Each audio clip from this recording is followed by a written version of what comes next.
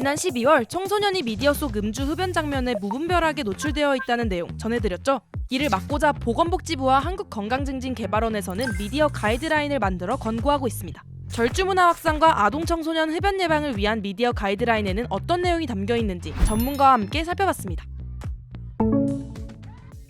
네, 안녕하십니까. 저는 서강대학교 신문방송학과 유현자라고 합니다. 언론 미디어의 공익적 역할 이런 것들을 전공으로 하고 있는데 보건복지부, 한국건강증진개발원 그리고 저 이렇게 해서 몇몇 연구자들 모여가지고 가이드라인이라는 걸 만들었던 기억이 있습니다.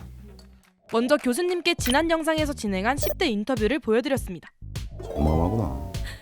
청소년들이 보는 미디어 플랫폼이라 그러면 아마 두 개를 골라봐라 라고 하면 OTT랑 유튜브일 거예요. 근데 그 두 개가 심의라든가 그 안에 어떤 콘텐츠가 나오는지에 대해서 국가에서 들여다보기가 좀 쉽지가 않아요. 교수님 말씀대로 과해지는 미디어 속 음주 흡연 장면 노출을 막고자 절주문화 확산을 위한 미디어 음주 장면 가이드라인 12가지 항목과 아동 청소년 흡연 예방을 위한 미디어 제작 송출 가이드라인 9가지 항목이 제작되었습니다. 두 가이드라인에서 공통으로 언급하고 있는 항목을 중심으로 교수님과 가이드라인을 자세히 살펴봤습니다. 조항 2. 음주를 긍정적으로 묘사하는 것은 피해야 합니다. 조항 2. 흡연 행위를 긍정적으로 표현하지 않습니다. 음주는 약간 미덕처럼 되는 게 있어요. 그러니까 뭔가 어른이 되는 거의 상징이라든가 삶의 일부라든가 그다음에 우리네 문화라든가 제가 왜 그걸 모르겠습니까? 문제는 이게 보건학적 팩트에서 보면 담배도 해롭지만 술도 해로운 거예요. 그런데 우리는 그렇게 생각하지 않아요. 그리고 지상파를 포함해서 술을 소비하고 음주하고 있는 건 굉장히 자연스럽게 나와요. 예를 들어서 음주를 하고 운전이 시작된다. 그리고 뭔가 음주를 하는 것과 폭력으로 자꾸만 오버랩을 시켜서 뭔가 풀어간다. 이런 거는 좀 지양해 주셨으면 좋겠다라고 해서 가이드라인을 발표를 한 거죠. 더군다나 10대에게는 긍정적으로 음주 흡연 장면이 묘사되는 것이 더 큰 영향을 미칠 수 있습니다. 아무래도 저 같은 아저씨가 그걸 보고 담배가 펴야지 막 이렇게 생각 안 낼 거 아니에요. 아저씨가 이상한 거지. 폭탄주를 뭐 어떻게 한다. 삶의 일부다라고 말씀을 하시는 분들 계시겠지만 그걸 자연스럽게 성인이 돼서 뭔가 접하거나 이런 것과 청소년인 경우 어쨌든 그 학습이 이루어지고 있는 과정에 있는 사람들이 그걸 접하고 자연스럽게 멋있어 보여. 그리고 재밌네. 너도 알아? 나도 알아?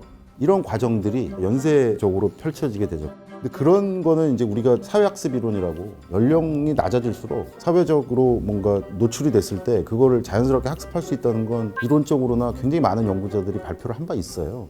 그래서 다음 항목은 모방 심리가 강한 10대 학생들의 특징을 고려하여 작성되었습니다. 조항 6. 연예인 등 유명인의 음주 장면은 그 영향력을 고려하여 신중하게 묘사해야 합니다. 조항 3. 연예인, 인플루언서 등 유명인이 흡연하는 표현을 자제합니다. 연예인이 나와서 담배를 멋있게 폈네? 그럼 저 담배 뭐야? 나도 저렇게 해봐야지.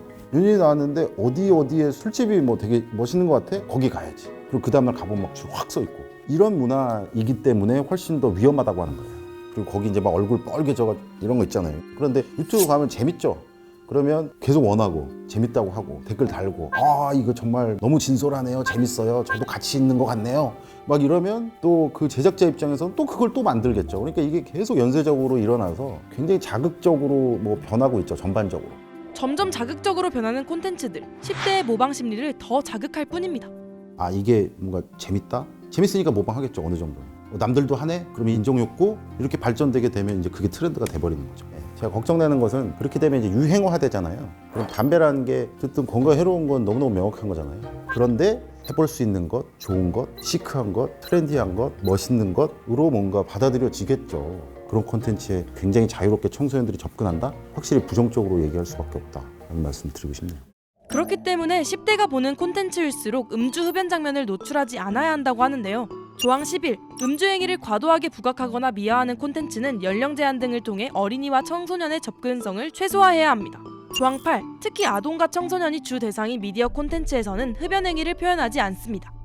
알버트 반두라라는 분이 계시는데 옛날에 1960년대 초에 이제 그런 실험을 하셨어요. 폭력적인 컨텐츠에 노출된 아이들이 어떻게 변하는지에 대해서 보인 거예요. 그리고 장난감을 주고 막 그러면 그걸 막 때리고 침뱉고 막 폭력적으로 변하고 막 이런 모습들이 아주 좀 직관적으로 좀 보였죠.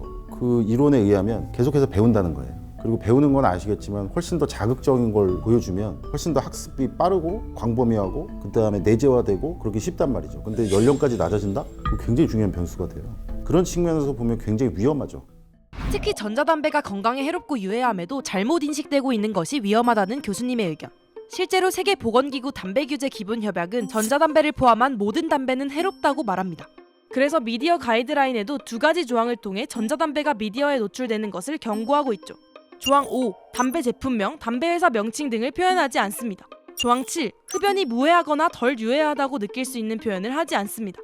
전자담배 분명히 가시적으로 볼 때는 연기도 안 나오고 냄새도 안 나고 그렇기 때문에 그냥 일반인 상식적인 입장에서는 그냥 건강에 뭐 하겠네, 심지어 뭐 금연 보조 막 이렇게 얘기를 할 수 있겠지만 그렇지만은 않다. 그러니까 일부 엄마들은 그게 담배인지도 모른다잖아요. 그러니까 이런 사안들이 조금 덜 위험하다라 받아들여지는 게 위험하다라는 거죠. 음주 또한 위험성을 알리기 위해 경고 문구를 분명하게 표시하거나 특정 주류 브랜드를 광고하기 위한 음주 장면을 지나치게 노출해서는 안 됩니다. 조항 8. 음주 장면이 주류 제품을 광고하는 수단이 되어서는 안 됩니다. 조항 12. 음주 행위를 과도하게 부각하거나 미화하는 장면에서는 경고 문구 등으로 음주의 유해성을 알려야 합니다. 경고 문구나 아니면 경고 그림 같은 거 보셨을 거예요. 근데 이게 계속해서 똑같은 걸 보면 처음에 무서워 그러다가 안 무서워요. 그러니까 그런 걸 방지하려고 계속해서 업데이트를 합니다. 이거를 제작자 입장에서는 참 지키기가 쉽지가 않겠죠. 이걸 마음대로 해서는 안 될 수도 있겠구나. 그리고 일정 부분 사회에서는 이거 들여다보고 있고 이런 부분은 문제의식을 제한하는구나 라는 생각만 해도 저는 성공이라고 생각을 해요. 그래서 저는 개인적으로는 많이 좀 홍보가 됐으면 좋겠어요. 그래서 현재 보건복지부와 한국건강증진개발원에서는 가이드라인 확산을 위해 미디어 관계자 대상 교육을 진행 중입니다. 이를 통해 음주 흡연 장면의 미디어 노출에 대한 인식 전환이 이루어지는 것이 중요해 보이는 이 시점. 많은 제작자들이 건전한 콘텐츠를 위하여 미디어 가이드라인을 지키기 위해 노력해야 하지 않을까요? 이번 영상을 만든 PD가 추천하는 영상도 보고 가세요. 스브스 뉴스의 다른 영상을 즐기시려면 구독 버튼을 꼭 눌러주세요.